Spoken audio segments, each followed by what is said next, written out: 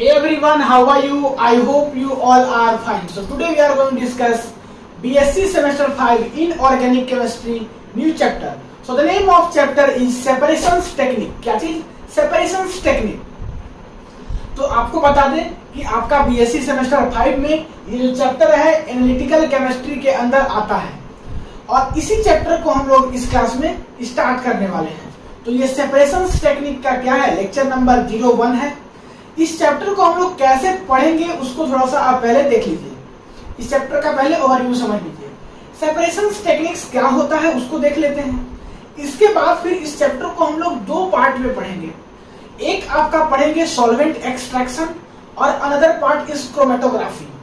Solvent extractions के अंदर बहुत सारा टॉपिक आता है, सेम क्रोमेटोग्राफी के अंदर भी बहुत सारा टॉपिक आता है। तो एक एक करके हम लोग दोनों को क्या करेंगे, कवर अप करेंगे। तो सबसे फर्स्ट जो पार्ट हम लोग देखेंगे वो देखेंगे सॉल्वेंट एक्सट्रैक्शन। सॉल्वेंट एक्सट्रैक्शन पढ़ने के लिए हम लोग को एटलीस्ट 6-7 क्लास लगेगा, उससे ज्यादा भी लग सकता है। तो जो लगेगा सबसे फर्स्ट हम लोग क्या करेंगे, सॉल्वेंट एक्सट्रैक्शन वाले पार्ट को कंप्लीट कर लेंगे।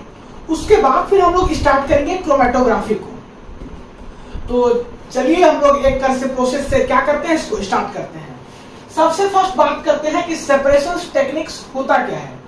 इस चैप्टर का जो हेडिंग है इसी को आपको समझना ज्यादा इंपॉर्टेंट है। इसके बाद फिर सेपरेशंस टेक्निक्स का प्रोसेसेस को हम लोग समझेंगे। तो सबसे फर्स्ट बात करते हैं सेपरेशंस टेक्निक्स का डेफिनेशंस। उसके बाद फिर हम लोग स्टार्ट करेंगे सॉल्वेंट एक्सट्रैक्शन। तो सेपरेशंस टेक्निक्स होता क्या है।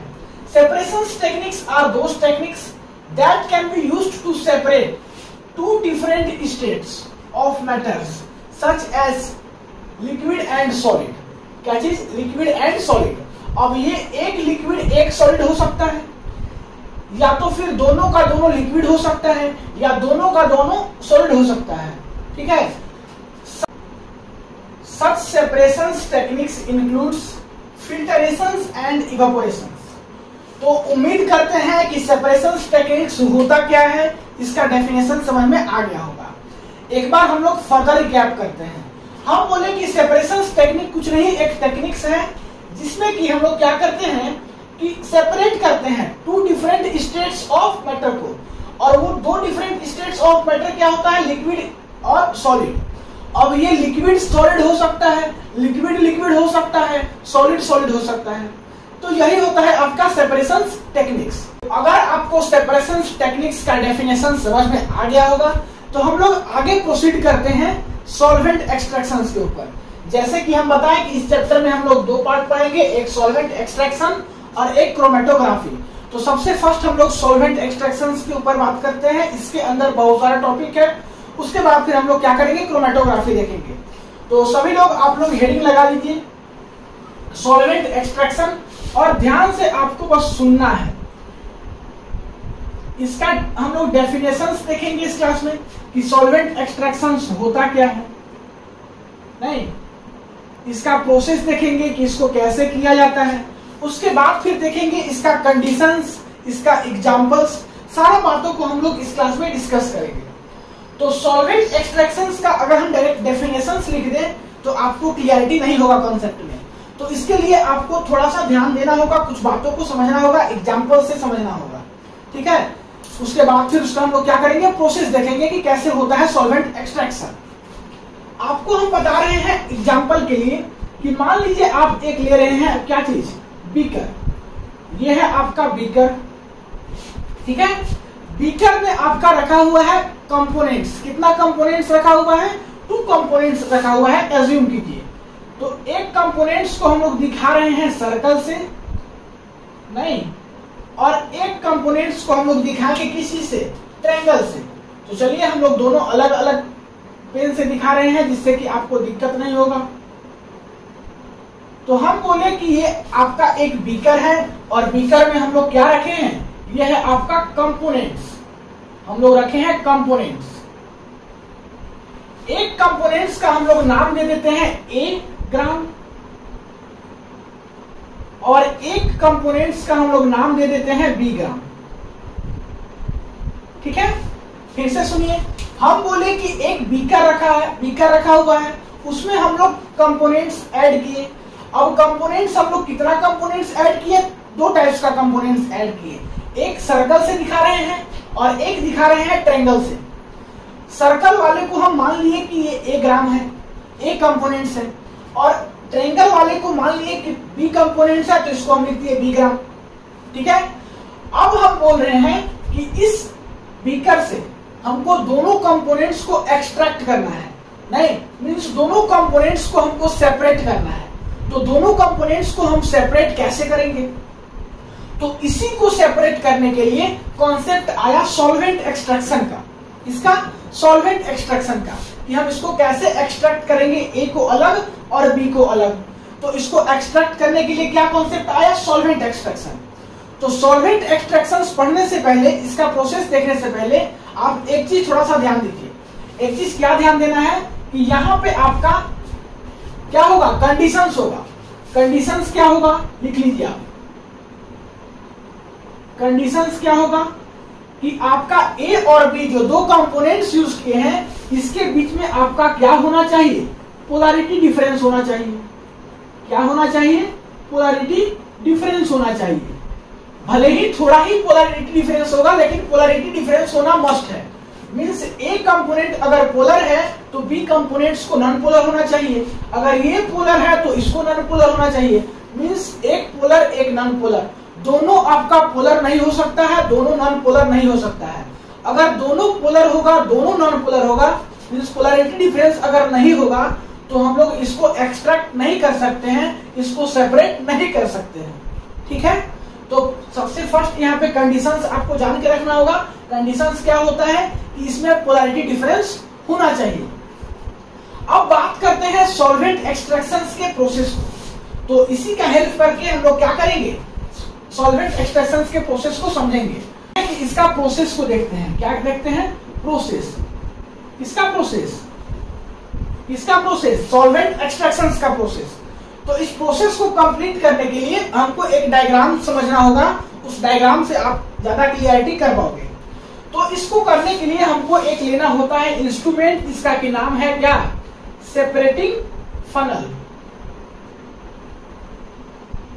क्या नाम है, सेपरेटिंग फनल। ये कुछ ऐसा होता है, आप इसको थोड़ा सा और अच्छे से दिखा देना। ये क्या है, आपका सेपरेटिंग फनल होता है। ये सेपरेटिंग फनल जो है आपका देखे होंगे मूवी में, जो सांप का बीन्स बजाने वाला होता है, कुछ उसी टाइप का होता है। यहाँ पे एक लगा होता है स्टॉपर, और एक स्टॉपर लगा होता है यहाँ पे। ठीक है, तो हम लोग इसका नेम भी लिखते चल रहे हैं। चलिए हम क्या बोले कि हम लोग को लेना है क्या, सेपरेटिंग फनल।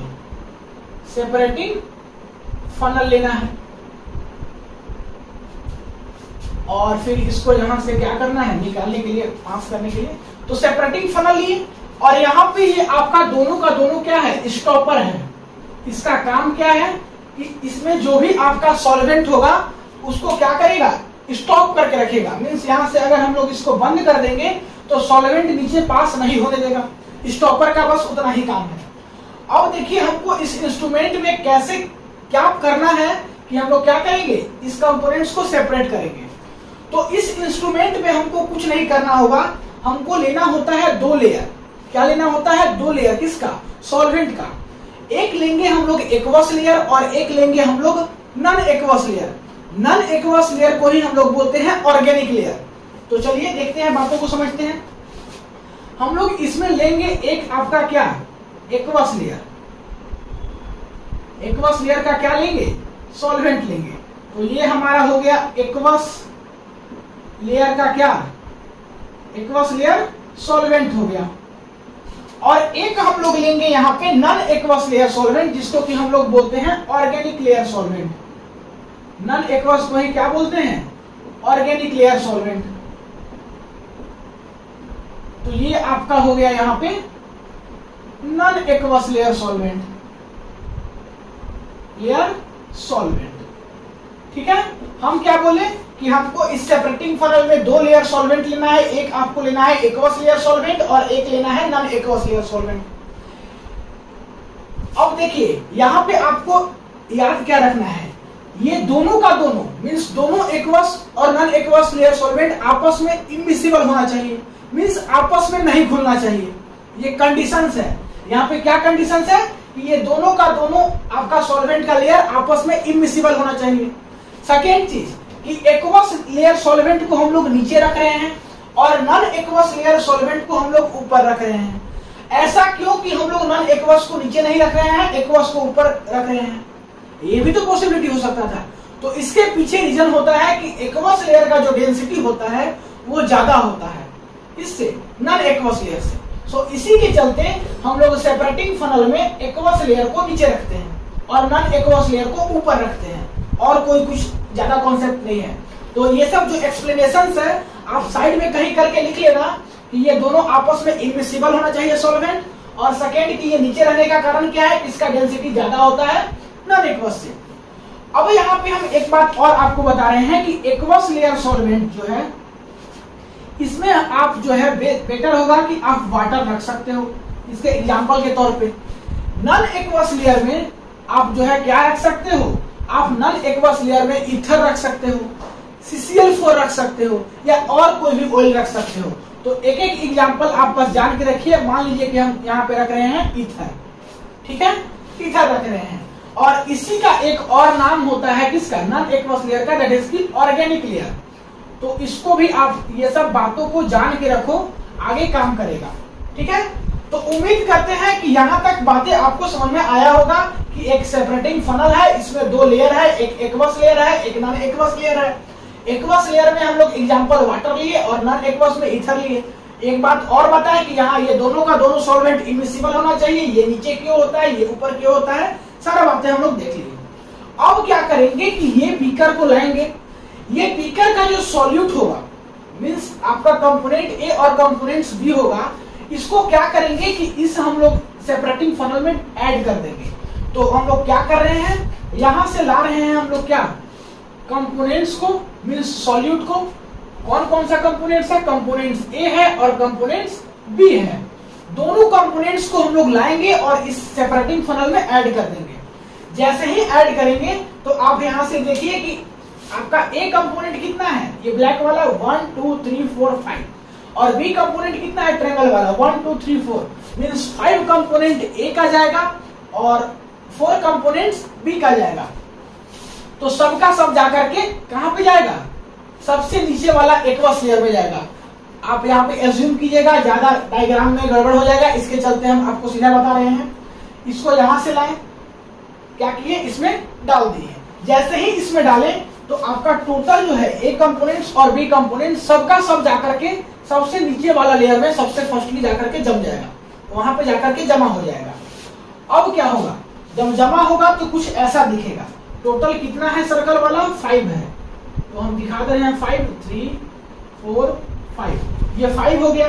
और ट्रायंगल वाला कितना है, 4 हो गया, 1 2 3 और 4, ये ट्रायंगल वाला हो गया। मींस टोटल आपका ए कंपोनेंट्स और बी कंपोनेंट्स यहाँ पे जाके सबका सब जमा हो गया। ये क्या है, ये है आपका ब्लैक वाला जो सर्कल वाला ए, और ये जो ट्रायंगल वाला है ये है आपका बी।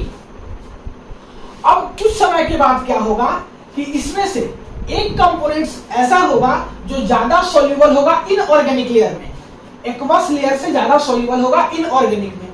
तो वो कंपोनेंट्स क्या होगा कि ऊपर की ओर चला जाएगा। मींस मान लो कि एक कंपोनेंट ज्यादा सोल्यूबल है आपका एक्वस लेयर से, किसमें, ऑर्गेनिक लेयर में, तो ये चला जाएगा ऊपर की ओर, नहीं ये चला जाएगा ऊपर की ओर सर्कल वाला। तो बचेगा नीचे क्या, नीचे बचेगा केवल ट्रायंगल वाला। सर्कल वाला क्या, कहां पे गया, ऊपर चला गया।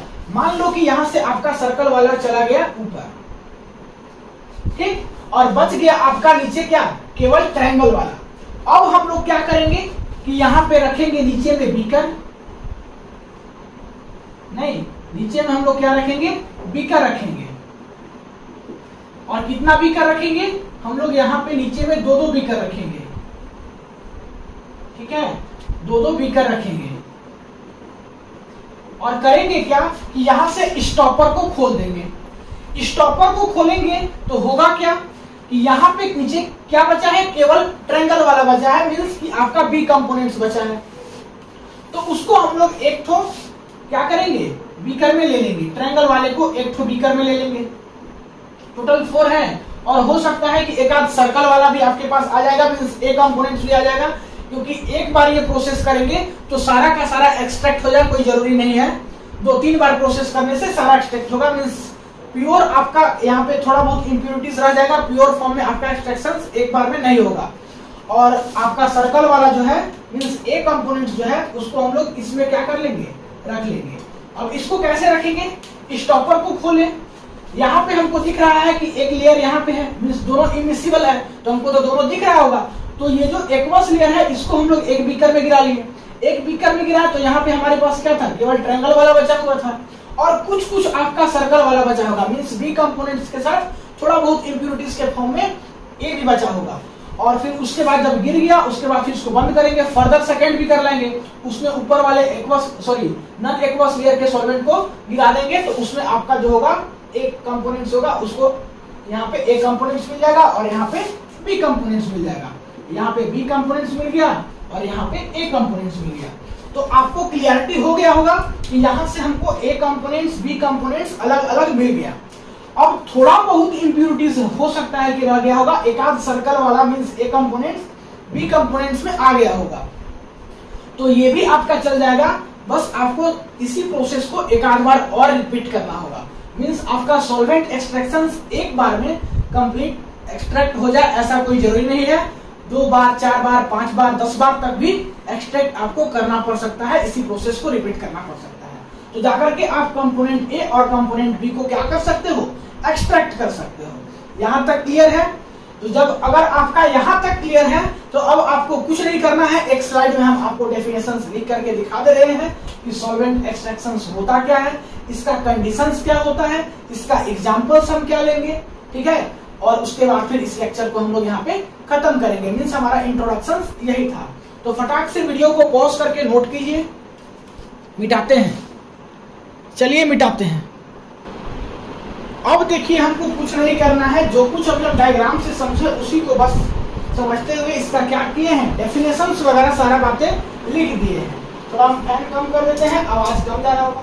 तो हम लोग क्या किए हैं, उसी चीजों को उसी कॉन्सेप्ट को यूज करके सारा कुछ यहाँ पे लिखे हैं, कॉन्सेप्ट को यूज करके सारा कुछ यहाँ पे लिखे हैं। अगर आपको पीछे जो हमने बताया डायग्राम के थ्रू कि सॉल्वेंट एक्सट्रैक्शन क्या होता है, अगर आपको मालूम चल गया होगा तो ये सब बातें आपको इजी लगेंगी। एक बार बस हमको रीडिंग करना है। क्या होता है सॉल्वेंट एक्सट्रैक्शन? ये एक प्रोसेस है in which the solute distribute itself between two solvent and this two solvent are immiscible to each other, means not soluble, and this method is called solvent extraction. ये एक process है जिसमें कि solute क्या करता है, अपने आप डिस्ट्रीब्यूट हो जाता है, किसमें, 2 इमिसिबल सॉल्वेंट में, एक एक्वस और एक नॉन एक्वस सॉल्वेंट में, नहीं, और वो दोनों आपस में क्या होता है, इमिसिबल होता है, मींस सॉल्युबल नहीं होता है। इसी प्रोसेस को बोलते हैं सॉल्वेंट एक्सट्रैक्शन।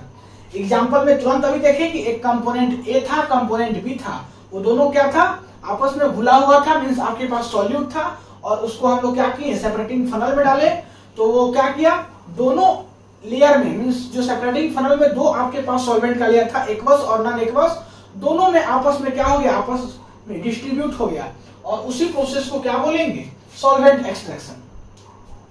इसका कुछ कुछ कंडीशंस होता है। क्या कंडीशंस है, देखिए, temperature pressure are kept constant during this process. ये जो पूरा प्रोसेस होगा सॉल्वेंट एक्सट्रैक्शन का, उस समय टेम्परेचर और प्रेशर क्या होगा, कांस्टेंट होगा। सेकेंड क्या है, सॉल्वेंट जो होगा आपका, मींस एक्वस सॉल्वेंट और non aqueous solvent are immiscible होगा। क्या होगा, immiscible to each other. Immiscible करने का मतलब क्या, ये दोनों आपस में सॉल्युबल नहीं होगा, दोनों का लेयर अलग अलग पता चलेगा। थर्ड क्या है, the solute should have small polarity difference. जो सॉल्यूट होगा मींस कंपोनेंट ए और बी जो अभी हम लोग पीछे लिए थे, वो दोनों के बीच में कुछ ना कुछ पोलैरिटी डिफरेंस होना चाहिए। अगर पोलैरिटी डिफरेंस नहीं होगा तो सॉल्वेंट एक्सट्रैक्शन नहीं होगा। अब बात करते हैं इसका बेस का। ये जो बेस्ड होता है आपका सॉल्वेंट एक्सट्रैक्शन, वो होता है आपका डाइल्यूशन लॉ पे। किस पे, यहाँ देखिए डाइल्यूशन लिखा गया है, डिस्ट्रीब्यूशन होता है। डिस्ट्रीब्यूशन लॉ पे क्या करता है, बेस होता है। किस पे, डिस्ट्रीब्यूशन लॉ पे। आप इसको कट करके लिख लीजिएगा, अभी तक तो आप उम्मीद करते हैं नहीं लिखे होंगे। तो किस पे बेस होता है, ये डिस्ट्रीब्यूशन लॉ पे होता है। एग्जांपल्स की बात करें तो ether extraction is an example of solvent extraction, और भी आप दे सकते हो एग्जांपल, कोई फर्क नहीं पड़ता है, तो एक आप एग्जांपल जान के रखिए।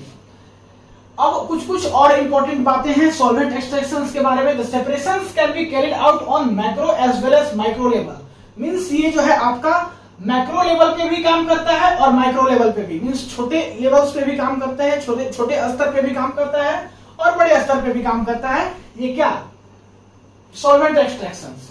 It does not require any sophisticated apparatus, means कोई जटिल यहाँ पे आपका एपरेटस का रिक्वायरमेंट नहीं होता है।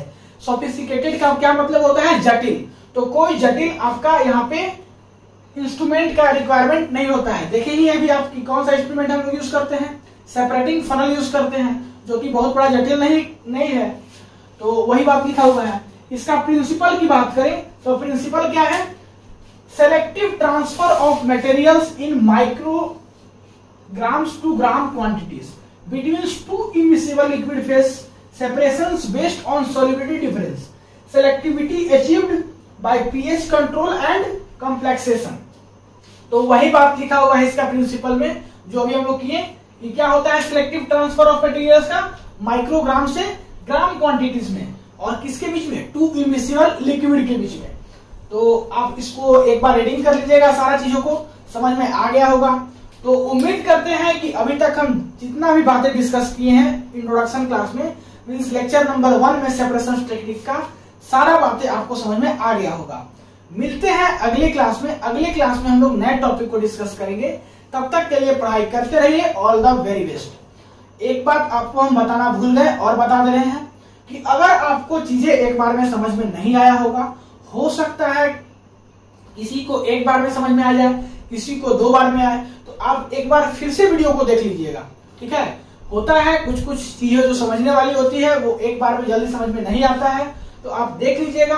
नहीं, इससे आपका क्या होगा? कॉन्सेप्ट और क्लियरिटी ही होगा। तो मिलते हैं अगली क्लास में नए टॉपिक के साथ। तब तक के लिए हमें इजाजत दीजिए और आप पढ़ाई करते रहिए। वीडियो को पॉज करके आप नोट कर लीजिए।